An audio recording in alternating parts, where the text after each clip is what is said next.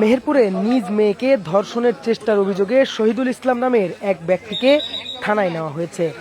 মঙ্গলবার বিকেলের দিকে মেহেরপুর শহরের ফুলবাগান পাড়ায় এই ঘটনা ঘটে।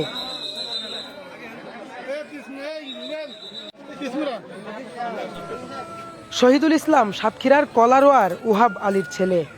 জানা গেছে, শহীদুল ইসলাম মেহেরপুর শহরের ফুলবাগান পাড়ায় আবু আলী ফকিরের মেয়ে চাঁদনীকে বিবাহ করে ফুলবাগান পাড়ায় বসবাস শুরু করেন।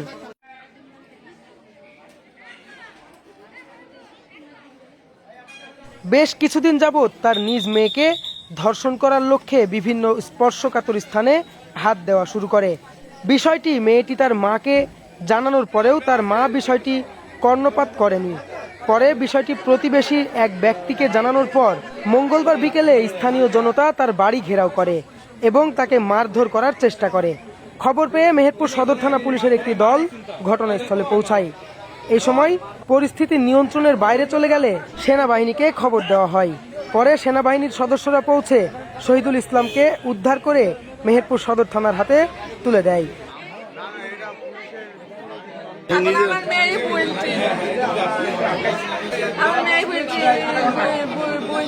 আমার বাপ আমার সাথে খারাপ ব্যবহার বলছি, আমার সামনে বলছি আমি আমার সন্তানের সাথে খারাপ কিছু করিনি।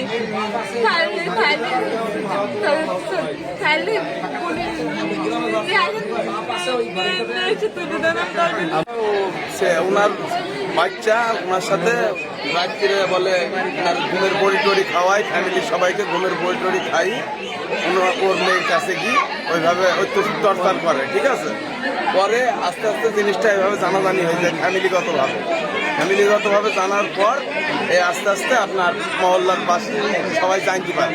আমি বলছি শহীদুল কি হয়েছে, বুঝছি চাষা কয়ে কিছু জানিনি তো, তাই বলি আমি ডান হাতে একটা চট দিচ্ছি কামচে বলে। বুঝছি চাষা সব মিথ্যা কথা চাষা। দিদি তখন মেয়েটা ওই পাশের কোলে দাঁড়িয়ে, ওই পাশের কোলে দাঁড়িয়ে ওই মেয়েটা তখন আমি মেয়ের সম্মুখে সব এইটা মেয়েটাকে বুঝছি মেয়ে হাওমাও করে কাঁদছি, বুঝছি মধু তোর কোন ভয় না, তুই নির্ভয়ে বল দিয়ে বলছি আমার আব্বা আমার সাথে অবৈধ কাজ।